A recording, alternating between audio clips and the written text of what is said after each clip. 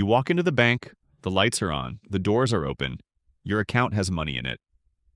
You step outside, put your card into the ATM, enter your PIN number, and the screen freezes. No cash, not insufficient funds, not card declined, just unavailable. And in that moment, something feels wrong because the bank is fine, your balance is fine, but the machine that turns that balance into physical money has stopped working. This happens more often than people realize. And it's not random. ATMs don't fail at the end of a financial crisis. They fail at the beginning.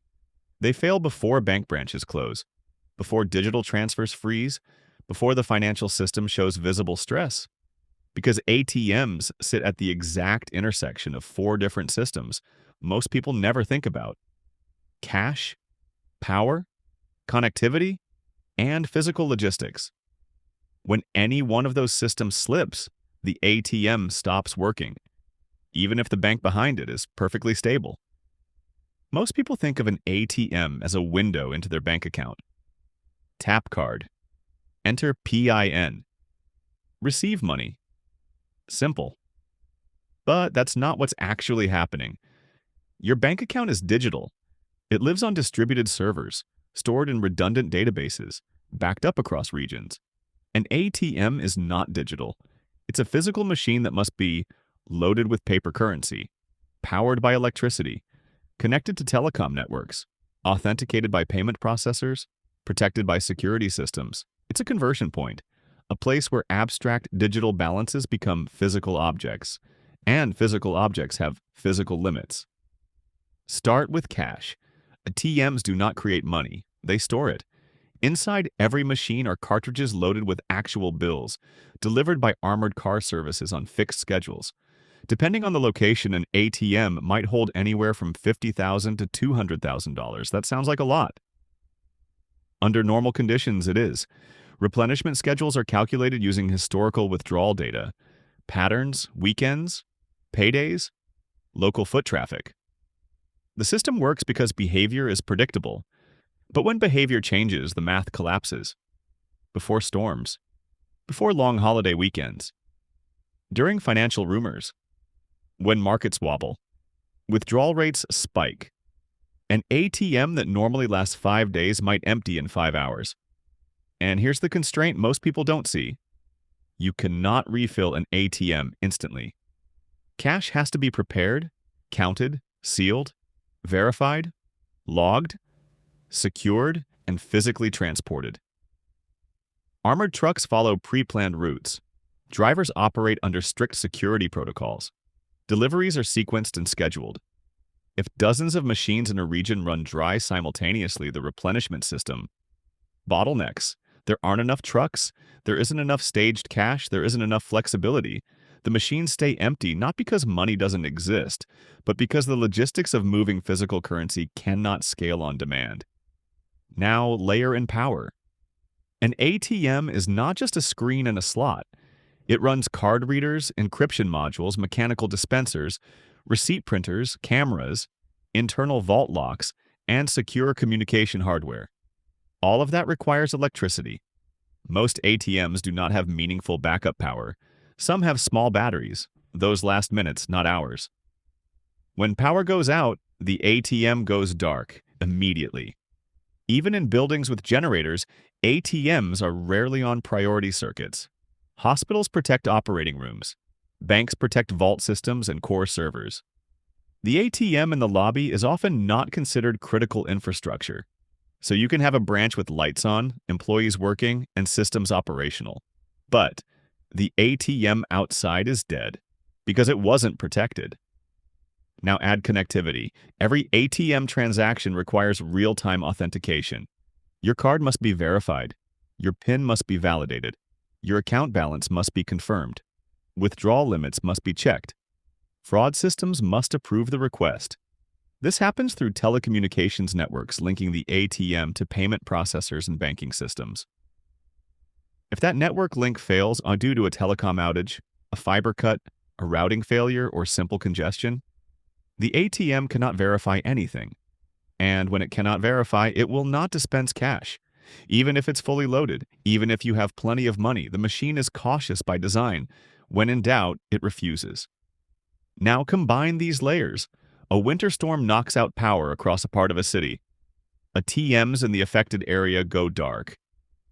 Meanwhile, people in surrounding neighborhoods hear about the outage and begin withdrawing cash, just in case.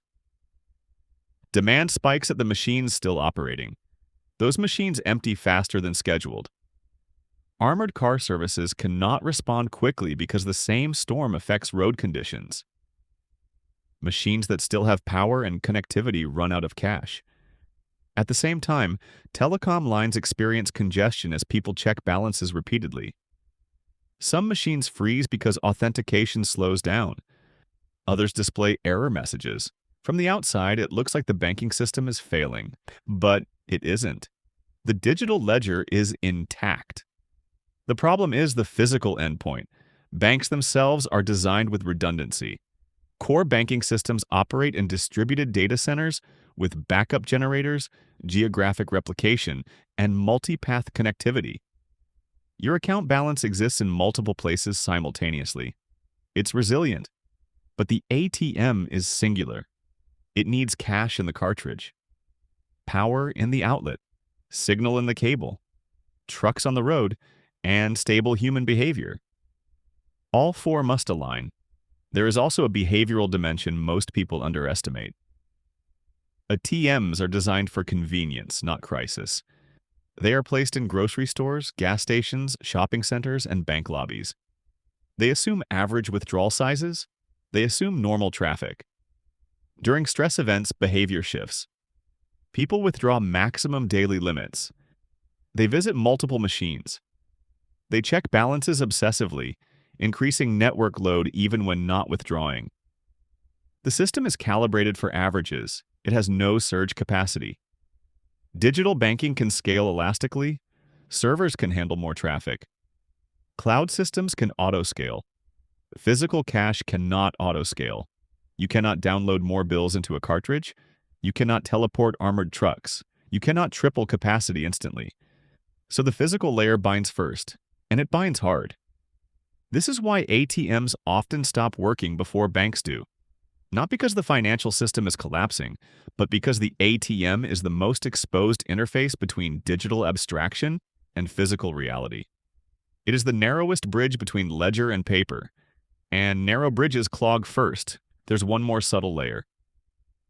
Security. ATMs are designed to fail safely.